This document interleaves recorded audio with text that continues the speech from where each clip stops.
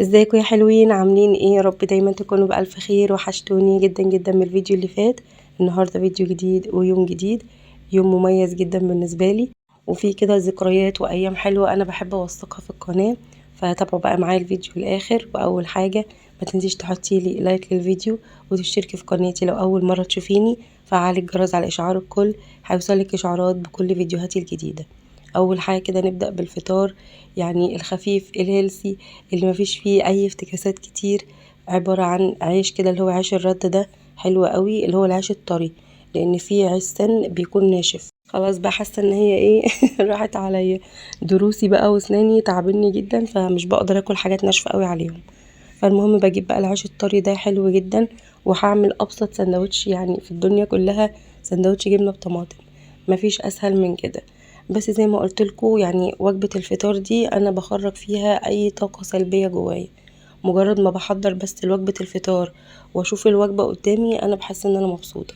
مجرد ما بخرج الحاجات اللي انا شارياها والحاجات اللي بحبها، سواء اطباق او مجات او اي حاجه انا بحبها، خلاص انا بكون مبسوط، يعني بتخرج شحنة سلبية من جوايا.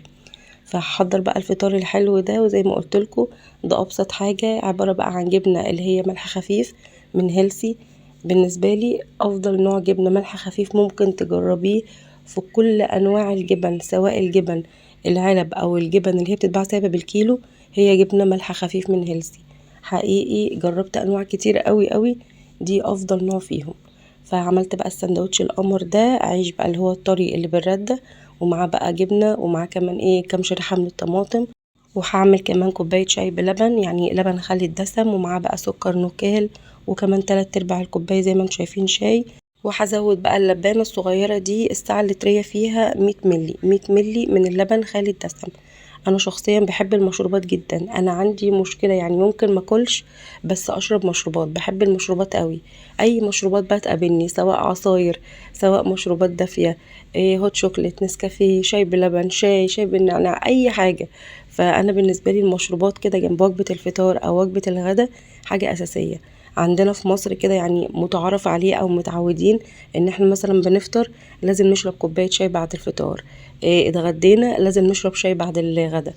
وفي ناس عندها الشاي ده اساسي كده ما بين الوجبات كمان، وفي ناس بتشرب قهوة، كل حد فينا بقى ايه بيشرب المشروب اللي بيحبه. فعملت بقى الفطار الحلو ده، ورصيت بقى كده كام شريحة من الطماطم. يعني ليه نزعل الطماطم ونقول ان الطماطم وحشة في الدايت وان ما ينفعش ان هي تتاكل؟ الطماطم حاجة برضو سعراتها الحرارية خفيفة، مش كتير قوي، هي بس فيها نسبة املاح، بس هي حاجة كويسة وطعمها حلو مع الجبنة. في طبعا مشكلة ما بيني وما بين الخيار الفترة دي، بس يعني برضو الخيار كويس لو هتاكلي سندوتش جبنة بخيار.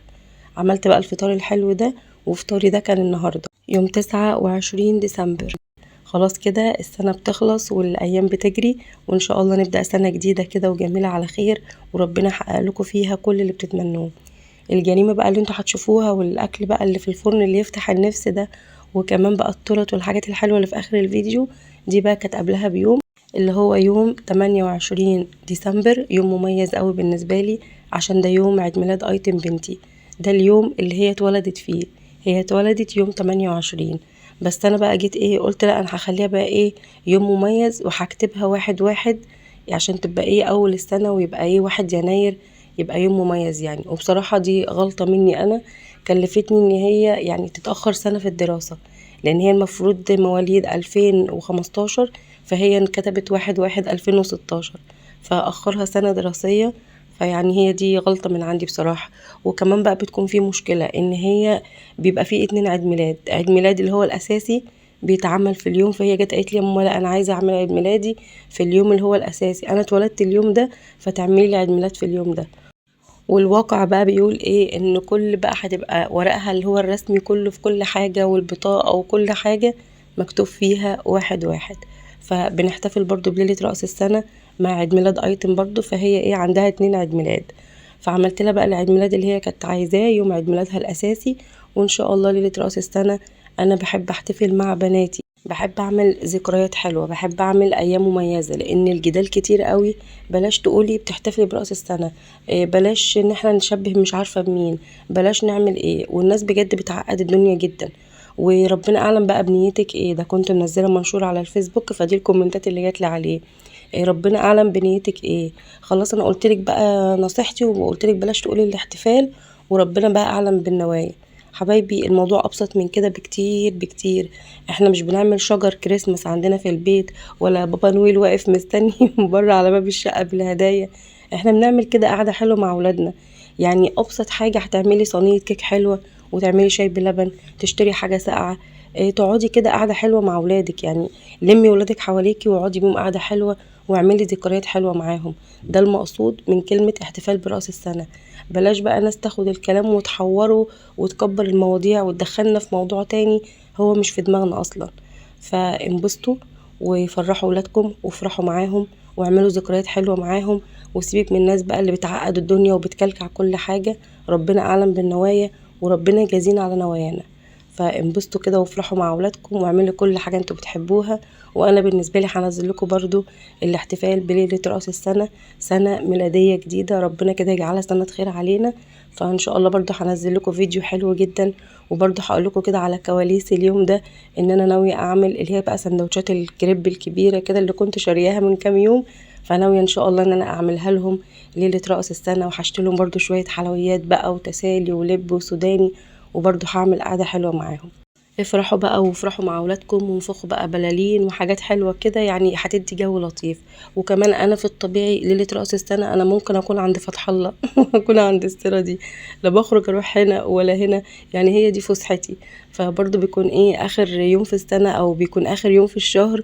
وكده كده انا طبيعي اليوم ده بكون بره البيت، بشتري حاجه اللي هي الشهر الجديد. فطبيعي لا بخرج ولا بروح ولا باجي، انا بكون مثلا بكمل مشتريات الشهر، بكون موجوده معاهم في البيت.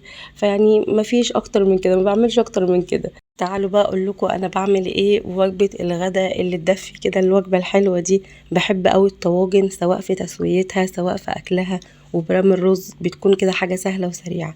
كان عندي بقى طبق فيه دبابيس فراخ، فهبدا ان انا اعمله صينيه بطاطس بالفراخ، دي البطاطس البيضه. وكمان انا كان نفسي اكل صينيه البطاطس اللي هي بقى بالطماطم وعليها بقى توم، وحماية كمان بيحبها، ومحمد بيحبها. فقلت خلاص بقى ايه، هقسم البلد نصين. هعمل الدبابيس مع البطاطس اللي هي البيضة، لان دي البنات متعودة عليها. انما هم مش متعودين على الاكل زمان، الاكل بقى اللي فيه صلصة كده والاكل الحلو ده هم مش متعودين عليه. فهنا بقى قشرت كده بطاطس، وكمان كنت واخده بصلايه كده عشان اقشرها واعملها مع الوجبه دي. تخيلوا ان انا كسلت ان انا اقشر بصلايه يعني الموضوع صعب جدا ان انا اخد بصلايه كده واقشرها. قلت لا مش هقشر البصلايه دي، تقيله كده على قلبي. فكان عندي بقى البصل اللي هو المتفرز الحلو ده المنجز الخطير جدا. يعني انا بعمل تفريزات عشان اريح نفسي، اروح اتعب نفسي واقشر بصلايه. بالنسبة لي تقشير بصلاية أو تقشير مثلا راس توم واحدة، الموضوع ده بالنسبة لي مهلك جدا، مش بحبه خالص. إنما أول الشهر أجيب مثلا 3 كيلو بصل 4 كيلو بصل وأقشرهم كلهم مرة واحدة، وأفرمهم وأشيلهم في الفريزر. بالنسبة لي يعني ده ايه ده ايه الأمر ده. ونفس الكلام برضو بالنسبة للتوم، أجيب كمية توم وأقشرها وأفرمها وأشيلها علبة في الفريزر. أفضل كتير وأريح ما حد يقولي خدي قشري راس التوم دي، أو قشري فصين التوم. فالتفريزات نعمة بجد، حقيقي اسلوب حياة، وبيريح وبينظم معاكي وقتك، وبيوفر كمان مجهودك ووقفتك في المطبخ. فهنا بقى كنت ايه، عملت كده صينيتين البطاطس بنفس الطريقة. زودت كده على كل صينية شوية كده بصل، وعليهم كمان توابل اللي هي اللحمة السبع بهارات، وملح وفلفل اسود. رصيت بقى عليها كده الصينية اللي هتتعمل بالفراخ، رصيت عليها الفراخ وزودت لها شوية قرفة، وقطعت كده عليها طماطمايه، ورصيت بقى كل دبابيس الفراخ عليها، وبقت جاهزة معايا. الصينية بقى التانية اللي هعملها بالصلصة او بالطماطم، زودت برضو كده البطاطس ورشيت عليها برضو رشة توابل اللي هي السبع بهارات، وملح وفلفل اسود، وشوية كده من البصل المفروم، ومعلقة كده صغننة او نص معلقة صغيرة من الثوم المهروس، عشان بيكون يعني توم مركز، او ممكن تقطعي الثوم شرايح زي ما تحبي. وضربت بقى كام طماطمية كده في الخلاط، ونزلت عليهم على طاجن البطاطس القمر ده. هزود بقى على وش كل صينية شوية من الزيت، عشان هغلفها كده بورق فويل، وعلى الفرن على طول. ولو عندك اي حاجة بقى عايزة تعمليها في البيت، بتبدأي ان انتي ترتبي البيت ترتبي المطبخ، انتي عارفة ومطمنة ان الاكل كده عايش حياته في الفرن، وبيتعمل في الفرن وهيخلص في وقت معين. شايفين بقى هنا جمال الطواجن اللي اتعملت بقى في الفرن الكهرباء. بس الشبكة عندي مش بتتحمل ان انا يعني اعمل عليها اكتر من الاتنين طاجن دول. لو حطيت الطاجن التالت معاهم الشبكة يعني قوة تحملها ضعيفة، هتاخد بقى الطواجن وتنزل تتهبد مني على الفرن، وحصلت معايا قبل كده. فبخاف ان انا اعمل فيها اي حاجة تكون تقيلة. والافران الكهرباء دي يعني بتبقى حاجات بسيطة كده، ممكن تعملي فيها طواجن صغننة زي دي، تعملي فيها ام علي، تعملي فيها مثلا اطباق الرز بلبن اللي هي بتتعمل في الفرن. طبعا ممتازة جدا في تسوية المخبوزات والفطاير والكحك والبسكوت والحاجات دي كلها. فده كده بالنسبة للفرن الكهرباء. شايفين بقى انتوا جمال برام الرز الخطير جدا؟ حبايبي بقى اللي متابعيني من زمان عارفين طريقتي في برام الرز. بتاخدي بقى الطاجن بتدهنيه شوية كده من الزيت او السمنة البلدي، بتنزلي بكمية الرز. ده مثلا طاجن بياخد كوباية رز، الطاجن الكبير شوية بياخد 3 كوبايات من الرز. كل طاجن وبيكون ليه معيار معين من الرز. بتنزلي بقى بكمية الرز وبترشي عليه شوية كده من الزيت، عشان برضو يبقى ايه، مش معجن بقى ولا ملزق في بعضه، لان انا ما بعرفش اكل الرز المعمر اللي هو بيكون طري قوي ده، ما اعرفش اكله ولا حد عندي في البيت بياكله. فبترشي بقى شوية زيت كده على الرز، وبتنزلي بقى بكمية اللبن على المية، ومعاهم بقى شوية ملح وشوية بقى سمنة بلدي. بتدوبي بقى كل الحاجات الحلوة دي مع بعض، وعلى فرن تكون درجة حرارته عالية. بتسوي بقى معاكي كده الطواجن وبيطلع معاكي احلى برام رز. طب احنا عايزين القشرة يا شيمو اللي هي بتكون على وش الطاجن دي، لازم القشرة دي تكون في فرن درجة حرارته عالية قوي. والقشرة دي بتيجي من القشطة او من اللبن كامل الدسم، هتلاقيها بقى تتحمر معاكي وتعمل بقى القشرة الحلوة دي. وبالنسبة لي دي طواجن السعادة. يوم الفري بيبقى فيه الاكل الحلو ده، طواجن كده تدفينا، والاكل ذات نفسه حلو، وريحة الفرن كمان في البيت بجد بتكون يعني في حتة تانية. بتحسي كده ان انتي بتاكلي اكل كده بخيره. فعملت بقى اللي بيحب البطاطس البيضة عملت له بطاطس بيضة، واللي بيحب البطاطس اللي بالصلصة. وريحة بقى التوم فيها كده بتكون يعني مالية البيت بقى، لما بيكون التوم في الفرن مع البطاطس بحس ان هي ريحتها بتقلب الدنيا. ودي كده حبايبي كانت سفرة غدا حلوة وجميلة وتدفي، فجربوها بجد هتعجبكم جدا. خلصنا بقى الغدا المميز الحلو قوي ده. كان هنا بقى وقت الاحتفال بعيد ميلاد ايتن. اول حاجة بعتهم الاول يشتروا تورته من عند بابيش، عشان متعودة ان انا اشتري من عنده على طول. فالمهم راحوا لقوا التورت اللي هناك كلها جناش زي ما كنت شاريها قبل كده لو تفتكروا معايا، وتورت اللي هي فيها الكمبوت، وهم لا بيحبوا تورت الجناش ولا التورته اللي هي بيكون عليها كمبوت. فالمهم كده ايه، لقيته قدامي بقى شال، قلت لا انا هجرب تورته من عند شال. قلت لهم خلاص هاتوا بقى ملفيه وتعالوا على البيت وانا هطلب لكم تورته ايه من عند شال. ودي كانت اول تجربه اجربها من عند شال، واشتري من عنده التورته الحلوه دي. دي كده تورته تقريبا مقاسها 24 او 22، فمقاسها يعتبر كويس تكفي 8 اشخاص مرتاح قوي. طبعا اتواصلت معاهم على الواتس وهو بعت لي التورت المتاحه، كانوا تقريبا 3 وحدات، وانا اخترت دي عشان فيها بقى نص ابيض ونص شوكولاته. وكمان التوبنج اللي على الوش ده يعني البنات هتاكل بقى القطع اللي هي فيها اوريو وفيها اللي هي الشوكولاته، وطبعا اللوتس هاكله انا ومحمد. وبقى تورته الفواكه الفراوله اللي فيها كانت حلوه جدا. عامه يعني بالنسبه لي لحد دلوقتي دي احلى تورته اكلتها، احلى حتى من التورت اللي كنت بجيبها قبل كده. فطعم الكريمه حلو قوي، الكيك الاسفنجي طعمه حلو، والكريمه كده مع الكيك تحسوا ان فيه يعني تعادل كده في الطعم حلو قوي، وخفيفه ما تحسيش ان انت بتاكلي تورته تقيله، او مثلا تحسي ان انت نفسك خلاص مش قادره ان انت تكملي. لا يعني لو ممكن تاكلي كل التورتايه دي مش هتحسي ان انت اكلتي حاجه تقيله. حقيقي كانت تجربه ممتازه جدا، وشجعتني ان انا اكمل بقى ان انا اشتري المنيو والحاجات الجديده اللي عنده شال. بيعمل برضو عروض كده وحاجات حلوه قوي على البيج. وكنت طالبه كمان طبق مشكل هنزلكوا برضو صورته، بس قال لي لا كل الحاجات اللي هي موجوده في الطبق اكترها مش موجود، بتكون موجوده يوم خميس وجمعه. فممكن كده ايه ابقى اجرب برضو من عندهم حاجات تانية. فبجد التورته ذات نفسها عجبتني قوي، شجعتني ان انا اجرب كل المنتجات اللي عندهم. فبعد كده هيكون كده ايه كل الحلويات اللي هشتريها ان شاء الله هتكون من عند شال. فبتتصلي بقى بالموبايل او مثلا بتتواصلي معاهم على الواتس، بتختاري بقى الحاجه اللي انت عايزاها وبيجيلك بقى دليفري، يعني حاجه كده راحه جدا. فزي ما انتوا شايفين شكل التورته حلوه جدا جدا. جبت لها بقى الكلمه المكتوبه عليها هابي بيرث داي والشمع، وده كده الملفيه. كل حد فينا بقى اخد قطعه. وسعر التورته دي يا بنات كان 200 جنيه. انا شايفه ان هي سعرها حلو جدا، يعني سعر مقابل طعم كويس مقابل جوده كويسه قوي قوي. احلى كريم شانتيه جربته، فانا شايفه ان هي كويسه جدا بالمقارنه باسعار الاماكن تانية بره. وبرده جودة لا تقل عن الجودة دي. فالمهم جبت لها بقى التورتيه القمر دي، وهنا بقى كنا هنبتدي نعمل عيد ميلاد. وطبعا كانت فرحانه جدا جدا، وكان اخواتها بقى جايبين لها صلصال بقى فوم وتوك وحاجات كده هي بتحبها. وكل سنه وانتي طيبه يا ايتونه، وعقبال مليون سنه، واشوفك كده احلى عروسه في الدنيا. طبعا ايتن دي بنتي الصغيره، اصغر بناتي. في بقى اخواتها التانيين، يعني في بقى 2 كبار و2 صغيرين، فايتن اللي هي اصغر واحده، وهي بقى اخر العنقود ودلوعه كده شويه. وكمان هي حنينه جدا، يعني ليها مواقف معايا كتير قوي تخليني اجيب لها حته من السما.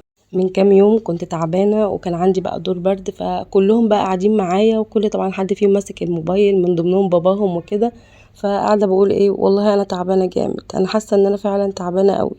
فكله قاعد ساكت، ولا حد قال لي حتى انت بتقولي ايه. راحت هي بقى سايبه التاب، والف سلامه عليك يا ماما، وتعالي بقى احضنيني وبوسيني. قلت لهم يعني هي سابت كل حاجه وقالت لي الف سلامه عليك يا ماما، وانتوا ولا في دماغكم ولا حد فيكم فكر يقول انت بتقولي ايه اصلا. تيجي مثلا لو بتشتري مثلا شيبسي، بسكوت، حاجات زي كده، تروح تدور على الحاجه اللي انا بحبها وتشتريها. يعني مثلا هي بتحب طعم الطماطم في الشيبسي، انا بحب طعم الكباب او الجبنه، تروح تشتري شيبسي اللي انا بحبه، كباب او جبنه، وما ترضاش تفتحه حتى لو شاريه وهي جايه من الدرس. تيجي البيت تقولي خدي يا ماما افتحي الشيبسي وكل اللي انت عايزاه. ومؤخرا بقى يعني كان عندي التاب بتاع نور اللي هو تابلت المدرسه، فالمهم كان عايز بقى يتهكر بعد ما خلصت ثانوي وكده، فروحت بقى هكرت التاب وعملت لها كده ايميل باسمها. ده لسه الكلام ده من كام يوم فاتوا، واول حاجه عملتها لقيتها داخله على القناه وبتكتب لي كومنتات حلوه وبتشوف الفيديو. يعني قلت دي ما حصلتش من اخواتك معاهم الموبايلات من سنين ما بيفكروش يدخلوا اصلا يكتبوا كومنتات ولا اي حاجه، انما هي مهتمه جدا ان هي تدخل وتكتب لي كومنتات. عارفين انتوا اللي هي تفكيرها جايبها ان هي بتدعمني كده نفسيا، تفكيرها ده برضو يعني بجد فاجئني. وفضلت بقى اقول لاخواتها شفتوا يعني معاكم الموبايلات بقالكم سنين ماسكين الموبايلات محدش فكر يكتب لي كومنت، وايتن شوفوا عملت. فالمواقف بقى دي كلها بتتجمع كده، بحس ان هي لا، ايتن دي في حتة تانية كده عن اخواتها. ممكن بقى اخواتها يعملوا عارفين مثلا ان انا مش بحب الدوريتوس، مش بحب الاندومي، مش بحب طعم الشطه والليمون، تلاقيهم بقى اندال بقى يروحوا رايحين شارين الحاجه اللي انا مش باكل منها. فدي مواقف بسيطه بس بجد بتفرق معايا جدا. وطبعا انا عارفه ان بناتي كلهم بيحبوني زي بعض، ويعني باختلاف تصرفاتهم وباختلاف كل واحده فيهم بتعرف تعبر ازاي عن حبها لماما. يعني انا بحبك يا ماما، بس كل واحده فيهم بتختلف عن التعبير. في مثلا عندها اسلوب التعبير بتقدر ان هي تعبر زي ايتن كده، في اخواتها لا كتومين شويه مش بيعرفوا يعبروا، في اللي هي بيتكسفوا ان هم يعبروا. فكل حد فيهم وليه شخصيه، بس في الاجمال هم الاربعه حبايبي، وهم يعني كل حاجه حلوه ليا في الدنيا. فانا بس عشان ده عيد ميلاد ايتن فحبيت ان انا يعني اقول كده كل المميزات الحلوه اللي فيها، لان زي ما قلت لكم انا بوثق ذكريات هنا في القناه، فاكيد هتكبر وهتسمع كده كل اللي انا بقوله. فربنا كده يحفظها، وكل سنه وانتي طيبه يا تونه، وعقبال مليون سنه. وده كده حبايبي كان يومي معاكم النهارده، يا رب كده الفيديو يكون عجبكم، واشوفكم بقى على خير في فيديو جديد ويوم جديد، ومع الف سلامه.